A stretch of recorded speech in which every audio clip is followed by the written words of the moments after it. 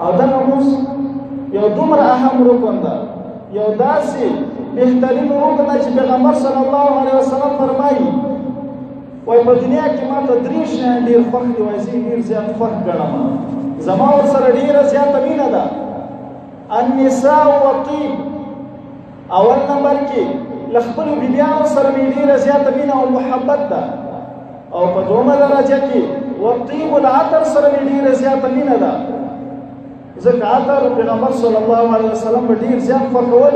عطر یو داسې شی دی چې خپله ذات ته هم سکون ورکوي، بل انسان چې په څنګ کې دې تېر شي هغه ته هم خوشبويي ورکوي، خوښي ورکوي. باید مؤمن مسلمان همیشه معطر وي، باید مؤمن مسلمان که ظاهري عطر ونه لري باطني عطر خو باید ولري. باطني عطر چاته ویل کېږي؟ یو چاته خوږه مسکا ورکړه، یو چاته ښایسته خبره وکړه، یو چاته نیکه مشوره ورکړه. په لاره کې یو مضره شی پروت و، خطرناکه شی پروت و، هغه له لارې نه لرې کړه. دا هر انسان ته عطر ورکول دي.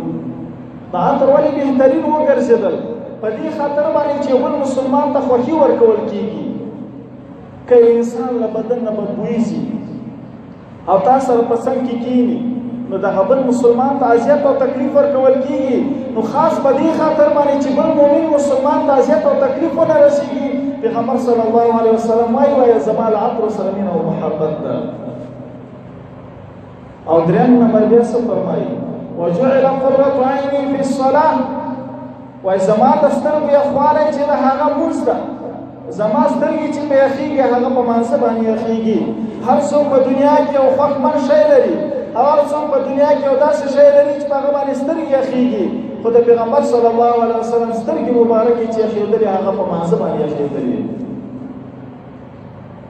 په روایت کې راځي نبی کریم صلی الله علیه وسلم کله چې په مانځه باندې ودرېدو، په داسې خشوع او عاجزۍ سره به یې لمونځ کاوه چې ټوله شپه به په عبادت باندې مشغوله او مصروفه و، پښې مبارکې به یې وپړسېدلې. ان په روایت کې دا هم راځي چې د پیغمبر صلی الله علیه وسلم د سترګو مبارکو نه به د اوښکې داسې ګلۍ ګلۍ بهېدلې لکه د باران په څېر باندې، لکه د باران په شان کې به داسې ګلۍ ګلۍ اوښکې تویېدلې. ځکه لمونځ یناجي ربه، لمونځ یو داسې عبادت ده چې د الله تعالی سره مناجات کېږي. په دې باندې مناجات چا ته ویل کېږي؟ علامه عیني رحمه الله فرمایي مناجات دې ته ویل کېږي په تقربه، په دې سره تقرب راځي، الله تعالی سره نزدېکت راځي. نزدېکت په چا سره؟ امام غزالی رحمه الله په دې اړه باندې په مکاشفة القلوب کې عجیبه خبره دا ذکر کړې ده. بکر بن عبدالله نه دا قول را نقل کړی، هغه فرمایي وایي تاسو غواړئ چې د الله تعالی سره ملاقات وکړئ، یو داسې ملاقات بغیر له اجازې نه، یو داسې ملاقات بغیر له ترجمان نه. هر څوک چې یو باچا بل شاهي ته ځي، بل باچاهي خانې ته شاهي ماڼۍ ته ورځي، له ځان سره ترجمانان هم ولي. که تاسو غواړئ هغه حقیقي بادشاه، هغه لوی ذات سره ملاقات کول غواړئ بغیر له اجازت نه، بغیر له ترجمان نه، او هغه ذات سره مخامخ کېږي، مناجات کوئ. وایي تاسو غواړئ چې زه درته وکړم؟ وایي ګوره ترین کهانت څه شی ده؟ وایي هغه کله چې جومات ته لاړې په لومړۍ درجه کې اودس وکړه، کله چې د اودس وکړه په صحیح په سالمه طریقې سره راشه مسجد کې الله اکبر وکړه، الله رب الجلال ته ودرېږه. دا د الله تعالی سره ملاقات او مناجات کول دي، دا د الله تعالی سره خبرې کول دي. یو داسې خبرې چې پردو تر شا دي، هیڅ څوک دې تا خبرې نه اوري، هیڅ کامره دې تا خبرې نشي کینچ کولی. یو داسې خبرې د الله تعالی سره کول دي، دې ته عبادت ویل کېږي. دا څومره بهترین عبادت چې په دې پردو تر شا له باچا سره خبرې کوو. ما ته هیڅ څوک دې ما ته خبرې نه اوري، پټې خبرې دي. که هر قسمه غوښتنه ما ته ترې نه لرو، الله تعالی یې پوره کوي. او که بیا هم وایي چې دا لیدل مې هم څوک ونه ویني، بیا د الله رب الجلال عبادت ته راپورته شه، د شپې عبادت وکړه چې هغه بیا هېڅوک دې دا ملاقات هم ونه ویني. دا بیا پټ ملاقات ده. نو دا د مانځه اهمیتونه دي. لمونځ یو داسې اهم رکن ده حضرت عمر بن الخطاب رضی الله عنه په خپل دور خلافت کې هغه یو داسې خلافت کړی ده، یو داسې حکمرانی کړې ده، یو داسې بادشاهي کړې ده چې د اوس زمانې 15 ملکونه یوازې په یوازې ځان باندې عمر بن الخطاب رضی الله عنه د ده په بادشاهي کې فتح شوي ول. نو کله چې د خپلو د ملکونو ته ګیر چاپېره ملکونو ته والیان ولېږل، حکمرانان ولېږل، والیانو ته یې خطونه ولېږل. په دې خطونو کې ورته اولینی رکن، اولینی امر فرمان صادروي. څه ورته وایي؟ دا ورته نه وایي چې ته نسبتونه واخله، دا ورته نه وایي چې ته ظلمونه وکړه، دا ورته نه وایي ته پیسې راغونډې کړه، بلکې اولینی امر هغه ورته صادروي. ورته وایي ای زما والیانو، ای زما حکمرانانو، وایي ما چې تاسو ټاکلي یاستئ، زه تاسو نه نور هېڅ شی نه غواړم، خو مهم رکن د تاسو، اهم امر د تاسو لپاره زه چې امر صادروم هغه لمونځ ده. تاسو د خپلو منځونو اهتمام وکئ، د خپلو منځونو ساتنه وکئ. کله چې تاسو د خپلو منځونو ساتنه وکړله، تاسو د خپلو منځونو حفاظت وکړو، تاسو د کلهمه د مکمل دین ساتنه کولی شئ. او که چیرې تاسو خپل منځونه ضایع وګرځول، نو تاسو ټول د دین څومره ارکان دي، څومره مهم موضوعګانې دي، هغه ټولې تاسو ضایع وګرځولې. نو تاسو عقل ته کوم وګورو، همدغه شی وایي. ځکه د عقل غوښتنه هم دا ده چې هغه امر چې په ورځ کې 15 کرته ما ته کېږي، هغه نشو په ځای کولی، نو هغه امر به ما ته کله په ځای کړو چې هغه د یو بنده حکم یې ما ته په کال کې یو ځلې راشي دا کار راته وکړه، هغه هم بیا نشو ادا کولی. ځکه 15 کرته ما ته امر کېږي، حکم کېږي، خپله هم لمونځ وکوه، امر اهلک بالصلاه، او خپل اهل دې هم مانځه ته راوبله، لمونځ ته ترغیب ورکړه، تشویق یې کړه، مانځه ته یې راوبله چې لمونځونه ادا کړي په صحیح طریقې سره. لمونځ یو ډېر مهم رکن ده. د لمونځ یو داسې مینه ده، هغه عمر کله چې په شهادت باندې رسېږي، د سهار مانځه وخت ده، دی چې الله اکبر وایي، په دې وخت کې په دې رکعتونو کې یو کافر هم ولاړ ده، ابو لؤلؤ مجوسی ده، هغه ورسره ولاړ ده، په عمر رضی الله عنه باندې منډې وراخیستله، عمر رضی الله عنه یې په نیزه باندې ووهه. کله چې عمر رضی الله عنه خپل ځان ته وکتل چې په بدن باندې وینې را روانې دي، هغه امر وکړ. صحابه ورته ویل عبدالرحمن بن عوف رضی الله عنه ته ووایه چې جمع ورکړي، صلوا بالناس، خلکو ته ورته منځونه ورکړه، ځکه زما له بدن نه وینه بهیږي. کله چې دا امر وکړو، په دې وخت کې وینه ډېره زیاته ترېنه لاړه، عمر رضی الله عنه بېهوشه راوغورځېده، ډېر سخت بېهوشه سو. په دې وخت کې صحابه کرام د عمر رضی الله عنه په زنځوری کوي، کور ته یې رسوي. کله چې کور کې په هوش باندې راغی، کله امر ورته کوي، صحابو ته وایي آیا مونځ کړی خلکو؟ آیا مونځونه خو چا نه وي پرېښي؟ ټولو صحابه ورته ویل هو یا عمر مونځ ادا شوی ده، مونځ او جمع شوې ده. وایي ما مونځ نه ده کړی، ورسې اوبه راته راوړئ، زه اودس وکړم. هغه عمر رضی الله عنه د خپل ځان غم ورسره نشته ده، د زخمونو د وینې غم ورسره نشته ده، بلکې څه وایي ما ته اوبه راوړئ، هغه اوبه ورته راوړي، اودس کوي، وروسته له اوداسه نه په مانځه باندې درېږي. روایت کې راځي صحابه کرام فرمایي وایي عمر رضی الله عنه داسې وینې بهېدلې، د سم سیلابونه د وینو ترېنه بهېدل، خدای بیا هم پټۍ نه لګوي. دا نه وایي چې ما ډاکټر ته ورسوي، بلکې اوله درجه کې د خپل مانځه ورسره لمونځ ادا کوي.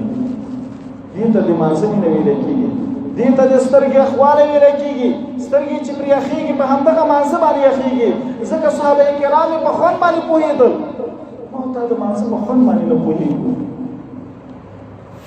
مونځ یو داسې خوند لري. حضرت جابر رضی الله عنه فرمایي وایي موږ د نبي کریم صلی الله علیه وسلم سره یو غزوې ته لاړو چې هغه غزوه د ذات الرقاع په نامه وه. په دې غزوه کې یو مسلمان هغه د مشرکانو یو ښځه ووژله.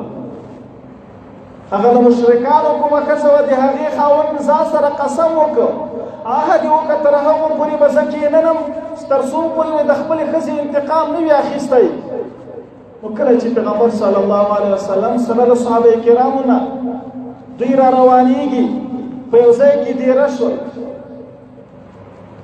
صحابه ته پیغمبر صلی الله علیه وسلم فرمایي من رجل یکرهنا، آیا تاسو کې داسې څوک شته چې نن شپه پیرهداري وکړي، چوکیداري وکړي؟ دوه صحابه کرام ورته لاسونه پورته کړل، یو مهاجر صحابي ده بل انصار صحابي ده. هغوی ورته وایي یا رسول الله موږ پیرهداري کوو نن شپه. کله چې دا دواړه لاسونه پورته کوي هغوی ورته انتخابوي یو ځای ورته وښوده چې یو غونډۍ ته ځئ لاړ شئ، تاسو په دې غونډۍ باندې کښېنئ او پیرهداري وکړئ. هغه دوه صحابه کرام چې پیرهداري شروع کړي، اول انصار صحابي ودرېدل، مهاجر صحابي ته ویلي ته ویده شه اوس به پیرهداري زه وکړم، اوله پیرهداري به زما وي، دویمه پیرهداري به یې تا وي. کله چې انصاري صحابي پیرهداري شروع کړله هغه له ځان سره وویلې همدا شانتې ولاړ یم عبادت نه کوم، راځه په مانځه باندې ودرېږه، پیرهداري به دې هم شي، الله تعالی عبادت به هم ترسره کړي. د هغوی مینې ته اوس ګوره. کله چې هغه انصار صحابي عبادت شروع کړي، لمونځ باندې شروع کوي، کله چې په مانځه باندې شروع وکړله هغه مشرکه ښځه چې وه د هغې خاوند را روان د شاته ورپسې ګوري چې زه به چېرته دا انتقام اخلم. کله چې دې غونډۍ ته را رسېږي ګوري چې په دې غونډۍ باندې یو صحابي ولاړ ده بل هېڅوک نشته ده. هغه په دې باندې پوه شو چې همدغه چوکیدار ده، که چېرې دغه چوکیدار مې قتل کړ ټول خلک قتلولی شمه. نو هغه غېښه یې راخلي په دې خپله لینده کېږدي، د انصار صحابي ولي. کله چې د انصاري صحابي وویسته هغه د مانځه په حالت کې مونځ نه پرېږدي، مونځ نه ترکوي، هغه د غېښه یې راباسي خطا کوي، بیا په خپل مونځ باندې جریان کې خپل مونځ ته دوام ورکوي.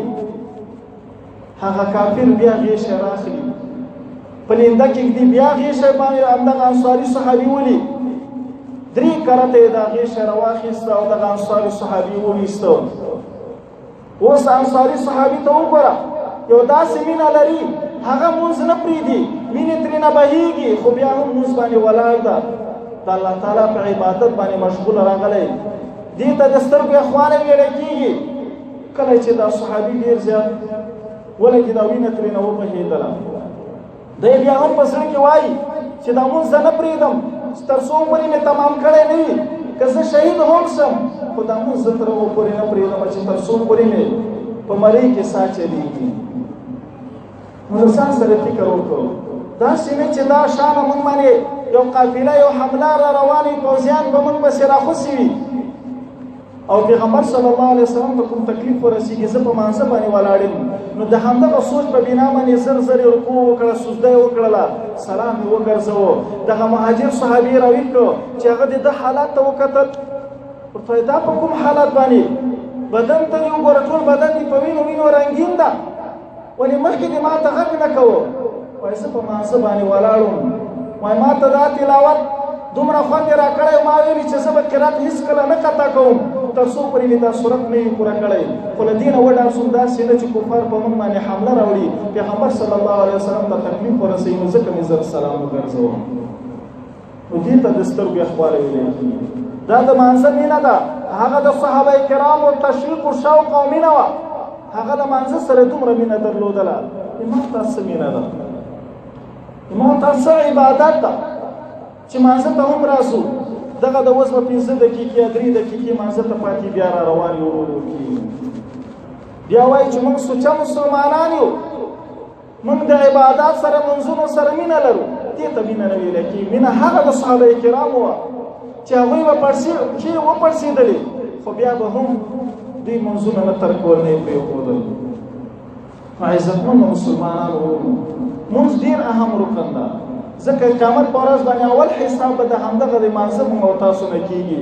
راځئ چې مونځونه په سالم او په صحیح طریقې سره وکړو، ځکه علامه ابن حجر رحمه الله فرمایي وکان النبي اول ما يشترط بعد التوحید اقامة الصلاة. ابن حجر عسقلاني رحمه الله څه فرمایي؟ وای اول شرط وروسته له توحید نه، وروسته له کلمې نه اول شرط چې پیغمبر صلی الله علیه وسلم ګرځولی هغه مونځ ده. اقامة الصلاة لأنها رأس العبادة البدنية، ځکه دغه سر د عبادت بدنیه ده، سر چې ده په بدن کې دا ډېر مهم رکن ده. لکه یو بل روایت کې راځي وایي هغه څوک چې مونځ په سالمې طریقې سره ادا کړي وای دا مونږ چې د ټول عباداتو سر ده، وای څنګه چې دا سر په ټول بدن کې مهم ده، کله چې انسان سر قطع شي ټول بدن ورسره قطع سوسی ورنخیږي. او کوم انسان چې مونځ په صحیح طریقې سره نه ادا کوي، مونځ نه کوي، دغه نور عبادات بس قطع شوي د هغه هم قابل قبول نه دي. اوس موږ تاسو باید وګورو، سوچ وکړو، فکر وکړو، آیا موږ تاسو په ورځ کې دا 5 مونځونه کې څو مونځونه ادا کوو؟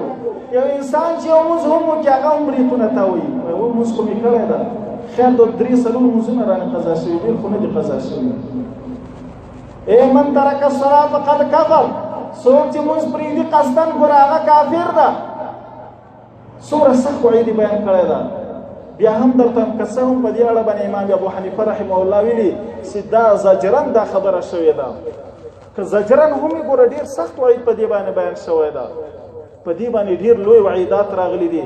راځئ چې مونځونه په صحیح طریقې سالمې طریقې سره ادا کړو، خپله هم مونځونه وکړو. وامر اهلک بالصلاة، خپل اهل ته هم په دې باندې امر وکړو.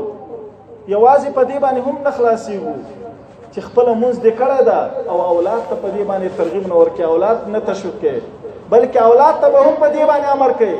خپله به هم راځي، زوی به دې هم لاس نیولی جومات ته راولي، زوی راځه جومات ته. دا دومره مهم رکن ده، فرضي امر ده په ما ته باندې. اقیموا الصلاة وآتوا الزکاة، منځونه قایم کړئ، وآتوا الزکاة، زکاتونه ورکوئ. په قرآن کې 200 ځایه دا راغلی ده، 200 ځایه حکم شوی اشارتاً او صراحتاً.